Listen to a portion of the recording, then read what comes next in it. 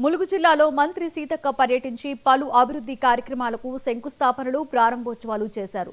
జగ్గన్నపేట గ్రామంలో anganwadi day care కేంద్రాన్ని ప్రారంభించి కొత్త అంగన్వాడీ భవన నిర్మాణానికి శంకుస్థాపన చేశారు. అలాగే ఇంచర్ల గ్రామంలో 37 కోట్ల వ్యయంతో నిర్మిస్తున్న ఎకో ఎథ్నిక్ విలేజ్ పనులకు కూడా శంకుస్థాపన చేశారు.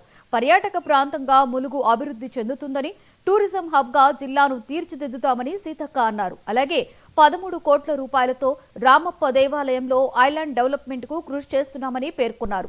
ఈ కార్యక్రమంలో ట్రైబల్ వెల్ఫేర్ ఈఈ వీరభద్రం, అదనపు కలెక్టర్, రెవెన్యూ సిహెచ్ మహేందర్, సంబంధిత అధికారులు తదితరులు పాల్గొన్నారు.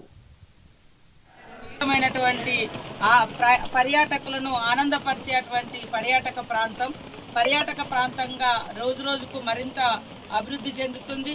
ప్రతి అడవిలో వాగులు వంకలు చాలా సుందరంగా ప్రవహిస్తుంటే అది కూడా చాలా మంది టూరిస్టులు వచ్చి ఎంజాయ్ చేస్తున్నారు.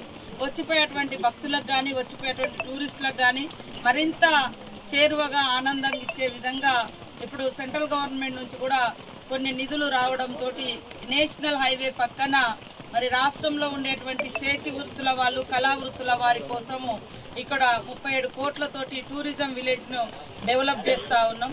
ఈ దీంట్లో మరి చేతి వృత్తుల వాళ్లకు నివాస స్థలము, తర్వాత వాళ్ళు ఉత్పత్తులు అమ్ముకోవడానికి షాపింగ్ కాంప్లెక్స్ లాంటివి, తర్వాత వచ్చిపోయేటువంటి టూరిస్టులకు కానీ మేడారం భక్తులకు కానీ వాళ్ళకు కూడా గెస్ట్ హౌస్లు అవి ఉండడానికి, తర్వాత ఈ లొకేషన్ అంతా కూడా అద్భుతంగా అభివృద్ధి చేస్తూ ఒక హంపీ థియేటర్ను కూడా ఇక్కడ ప్రపోజల్ పెట్టడం జరిగింది.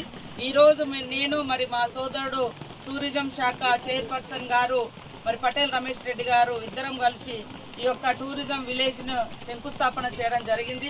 రాబోయేటువంటి మేడారం జాతర వరకు ఇది కంప్లీట్ చేసుకోవాలనే కృతనిశ్చయంతో పనిచేస్తూ ఉన్నాం. పర్యాటకులను ఆనందపరిచేటువంటి పర్యాటక ప్రాంతంగా రోజు రోజుకు మరింత అభివృద్ధి చెందుతుంది. ప్రతి అడవిలో వాగులు వంకలు చాలా